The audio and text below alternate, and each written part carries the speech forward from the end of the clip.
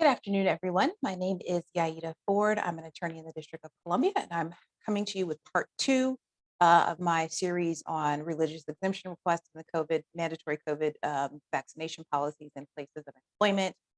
In part one, I discussed the basis of requesting a religious exemption and how that's similar to requesting a reasonable accommodation under law.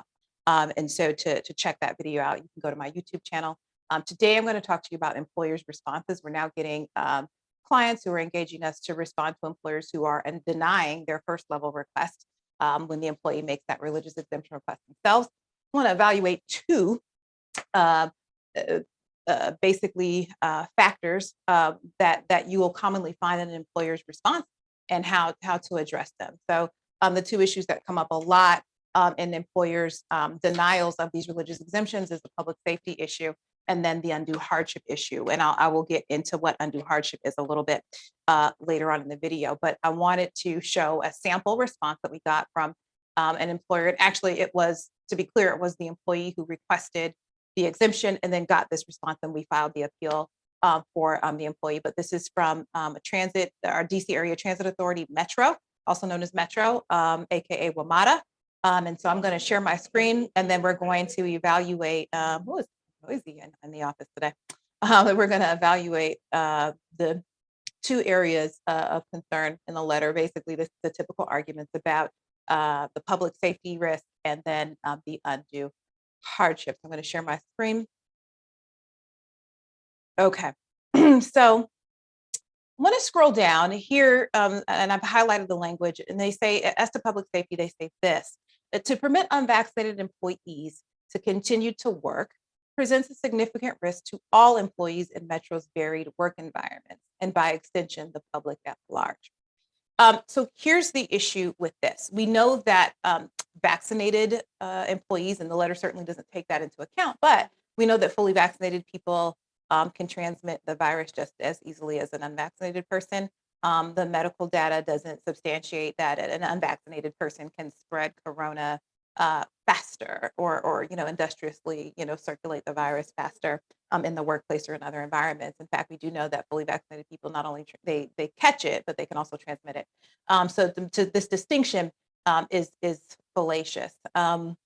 So there's that. And then secondly, I want to get into the undue hardship. Now, if you saw my first video, I explained that when an employee requests a reasonable accommodation, even if it's for a disability, if the employer is not going to grant the reasonable accommodation, the employer has to show that granting that accommodation would be an undue hardship. Okay. That is what the employer absolutely has to show. So that, an example of an undue hardship would be if it wasn't a significant expense to install like a ramp for a wheelchair bound employee to get into the office, et cetera. That's what it is. Now, under Title VII, which is separate from the Americans with Disabilities Act, Title VII is the operative body of law, if you will, to request a reasonable accommodation based on religion. Okay, so if you are like Seventh-day Adventist, and maybe you work for UPS or you work for Federal Express, and you can't do a Saturday route, because you're SDA, then you would be making that religious exemption request under Title VII. Okay, so the undue hardship analysis, however, under Title VII is completely different from ADA. It's really less burdensome. I mean, all the employer has to show is that, be a de minimis expense. So let's get into what WMATA said.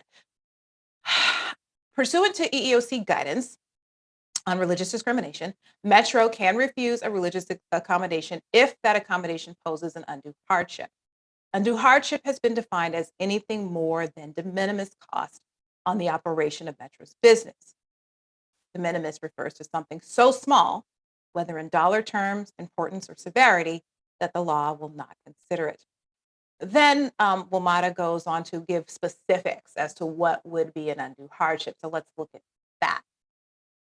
Having to review uploaded testing results by administrative or managerial personnel, where testing results are not uploaded timely for any week, taking action to identify replacement personnel where necessary, as well as documenting leave without pay or use of accrued paid time off, would present a significant cost to Metro's operation. This, the letter says, would create an undue hardship. So here's my response to that, and I think that this is commonly what you will see, as employees are doing the religious exemption request, short of walking off the job. Um, WMATA is 100 employees or more, right? We know that for a fact. And in fact, we know that the Biden administration recently, issued this mandate for private sector employees, and it technically applies to employers who have 100 employees or more. And the reason why is because employers of that size usually have an infrastructure in place to do the weekly testing and to manage these different requirements to make sure employees are in compliance. So this notion that an employer of this size with this level of sophistication cannot handle reviewing uploaded test results, that's ludicrous. The other thing is, we certainly know that when a fully vaccinated person catches the virus and has been in the workplace and has to go to quarantine and then come back, what do they have to do before they come back? They have to test, and they have to submit those testing results. So regardless of the person's vaccination status, WMATA would still have to have this protocol, period. So to say that it's an undue hardship makes no sense when you certainly, so it's an undue hardship to do it for an unvaccinated person, but it's not an undue hardship to do it for a vaccinated person who catches the virus and then needs to return to work after their quarantine period. Makes absolutely no sense. Identifying replacement personnel, let's look at that. So obviously, an employer with 100 people or more has an HR department where they process leave requests. And certainly if somebody needs to take off work, they have to find replacement personnel anyway, regardless of the reason that the person took off work. Certainly before the pandemic, HR was processing leave requests and identifying replacement personnel. So all of this anyway, it just strains credulity in my opinion, and it's a problem. This is a very problematic explanation of an undue hardship. So we responded to this letter, and as of today, we don't know the status, but we know our person is still working and still employed. So I think that employers should really carefully examine what an undue hardship is, and carefully examine their bases for forcing a mandate on an employee who has a religious exemption. So if you like this video, please like, share, and subscribe, and you'll keep up with all things legal and all things current in the culture that are relevant to consumers and DC residents. Thank you very much.